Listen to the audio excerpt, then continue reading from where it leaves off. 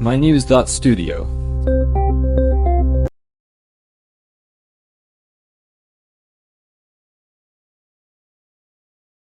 Reset the rules of global philanthropy? Today is February 2nd, 2026. Let's start with the basics. In 2025, Mackenzie Scott gave $7.1 billion to nonprofits all over the world. That's a big jump compared to her earlier donations. The amount and the speed are noteworthy, but there's something else. Scott gives unrestricted funding, so organizations can spend it however they need to. No grant proposals, no long reports. Sometimes it's just a call or an email, and suddenly, millions appear in their account. That's what's called trust-based philanthropy, right? But how does she decide who gets the money? And what actually happens when they do? Her team focuses on what they call quiet vetting. They look for organizations led by people rooted in high-need communities. There's no public application. They target groups that are already making a difference, but need more resources. Reports show that after receiving these gifts, about 90% of leaders say they're more stable and less burned out. That's interesting. But doesn't the lack of oversight worry anyone? I mean, we're talking about billions meant for public good. Traditional foundations do have concerns. They point out that Scott's process isn't fully transparent.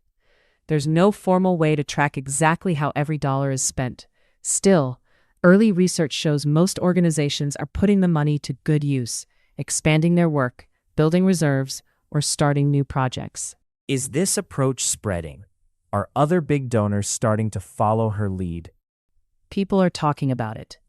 Surveys say just over half of foundation leaders think more large, flexible, multi-year grants should be given. But only a few have changed their actual policies.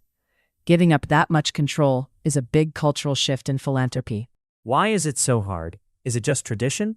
Or are there real worries about how the money's used? It's both. There's a belief that oversight prevents waste.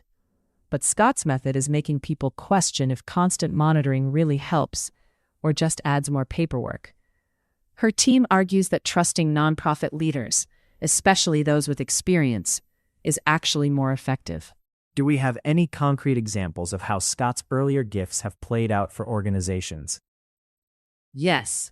Groups report they could grow quickly, add staff, expand services, reach more people. Some made it through crises or set up endowments for the first time. Leaders also mention that having flexible money helps them avoid burnout.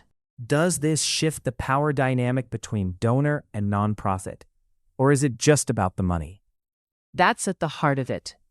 By giving with no strings, decision-making moves closer to the people being served. It challenges the idea that donors always know best. And it puts pressure on other wealthy individuals to reconsider how they give. But what about accountability? Isn't there a chance that mistakes won't get caught? There's always some risk. But so far, research and reports from organizations show responsible use.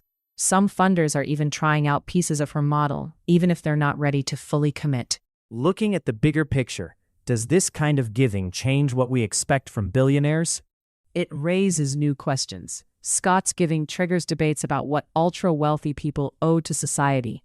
Should more follow her example, or should we be looking beyond philanthropy for solutions? And does this kind of philanthropy make governments less responsible, or is it just filling gaps they can't address? That's a debate that's not going away. Right now, Scott's $7.1 billion is sparking innovation, but also forcing tough conversations about power, responsibility, and the future of giving. Thanks for explaining all of this. Scott's philanthropy isn't just about the numbers, it's a case study for the whole sector. Exactly. Even if this doesn't become the standard, the effects are already being seen around the world. Thanks for tuning in. This episode was brought to you by mynews.studio. You can try it free.